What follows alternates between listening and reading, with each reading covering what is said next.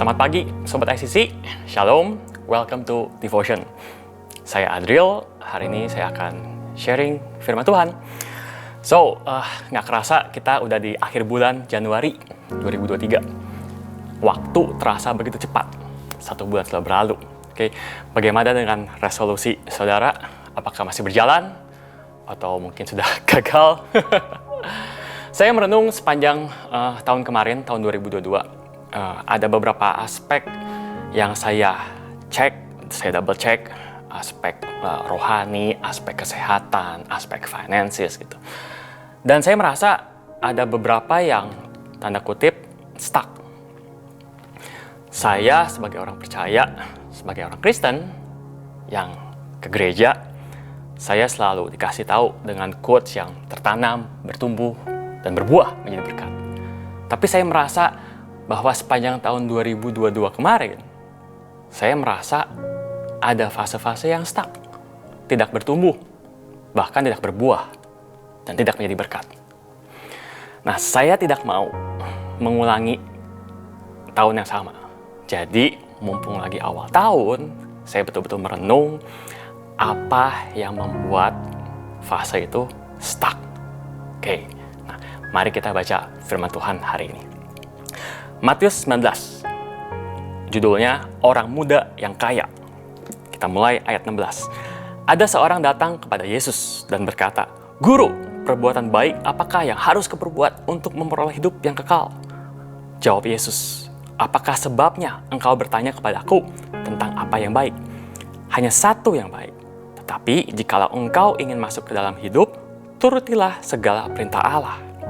Kata orang itu kepadanya, "Perintah yang mana?" Kata Yesus, "Jangan membunuh, jangan berzina, jangan mencuri, jangan mengucapkan saksi dusta. Hormatilah ayahmu dan ibumu dan kasihilah sama manusia seperti dirimu sendiri." Kata orang muda itu kepadanya, "Semua itu telah kuturuti. Apalagi yang masih kurang?" Kata Yesus kepadanya, "Jikalau engkau hendak sempurna, pergilah, jualah segala milikmu, dan berikanlah itu kepada orang-orang miskin. Maka engkau akan beroleh harta di sorga. Kemudian datanglah kemari dan ikutlah aku." Ketika orang muda itu mendengar perkataan itu, pergilah ia dengan sedih sebab banyak hartanya. Ayat firman Tuhan ini menjadi bahan perenungan buat saya. Mungkin ini yang membuat saya ada aspek-aspek yang stuck. Hanya satu poin yang saya mau share. Apa sih yang membuat kita stuck dan tidak bertumbuh? Jawabannya adalah hati kita emang tidak mau. Hati kita emang tidak mau. Tidak mau dan tidak bisa, itu adalah hal yang berbeda menurut saya. Karena kalau kita tidak bisa atau kita nggak bisa, kita bisa belajar, kita bisa adjust, kita bisa be flexible, dan kita bisa lakuin. Tapi kalau kita nggak mau, ya emang nggak mau, emang tidak mau. Mau dijelasin seperti apapun, ya tidak mau. Dan mungkin itu yang membuat kita atau membuat saya tahun kemarin itu ada beberapa aspek yang tidak bertumbuh. Contoh, kita tahu bahwa untuk hidup sehat kita harus berolahraga, kita harus makan makanan yang sehat, kita harus atur semua jam tidur, segala macam suplemen dan vitamin yang ada. Kita tahu kita pengen punya badan yang fit, kita mau punya pola hidup yang sehat, kita nggak mau sakit-sakitan. Tapi hal-hal yang sudah jelas kita ketahui, kita tidak mau lakukan. Kita tidak mau olahraga, kita tidak mau makan sehat. Intinya bukan tidak bisa, tapi kita emang tidak mau. Nah, ayat firman Tuhan ini menarik buat saya. Karena saya melihat bahwa orang ini mempunyai hidup yang tanda kutip perfect. Dia tidak berbuat dosa, dia tidak membunuh, dia mengikuti semua perintah Taurat, dan apalagi dia kaya. Menurut saya ini adalah hidup yang like this is like the life that I want gitu kan. Dan dia punya satu momen ketemu dengan Yesus langsung. Dan Yesus yang mengajak untuk ikutlah aku. Tetapi respon orang ini adalah langsung menolak. Dia sedih dan dia pergi. Intinya adalah Dia tidak mau. Orang ini tidak menjawab, Yesus, saya pikir-pikir dulu ya. Yesus, kasih saya waktu deh untuk saya berdoa dan merenung. Yesus, gimana caranya? Ajar, saya mau step by step. Tapi responnya tadi ayat yang kita baca, dia langsung sedih dan pergi. Intinya dia menolak ajakan Yesus.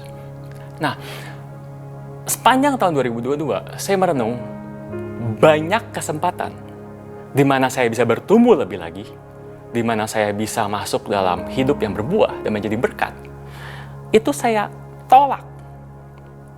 Nah, untuk menutupi sharing saya hari ini, saya mau encourage saudara sekalian untuk double check ajakan Tuhan dalam kehidupan Anda. Sepanjang tahun ini, mumpung masih awal tahun, kita masih punya 11 bulan ke depan dalam journey bersama Tuhan. Kita rethink semua ajakan-ajakan Yesus. Bisa berbentuk dalam media gereja ICC. Mungkin mengajak Anda masuk iClick, masuk pelayanan, masuk kelas pengajaran, atau mungkin mau dibaptis. Menurut saya itu adalah hal-hal yang tanda kutip gereja ICC dipakai Tuhan untuk membawa kita masuk dalam sebuah breakthrough, pertumbuhan, sehingga kita bisa berbuah dan kita tidak masuk dalam fase yang namanya stuck.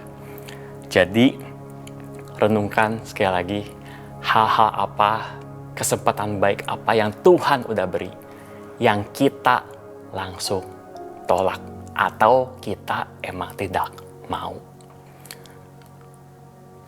Untuk bahan pertanyaan perenungan, kita nih hidup, kita percaya Tuhan, tapi kita nggak bertumbuh. Yang salah Tuhan Yesus kah? Atau kita? Saudara bisa jawab sendiri. Karena saya menjawab bahwa ya banyak kesalahan yang saya jawab langsung.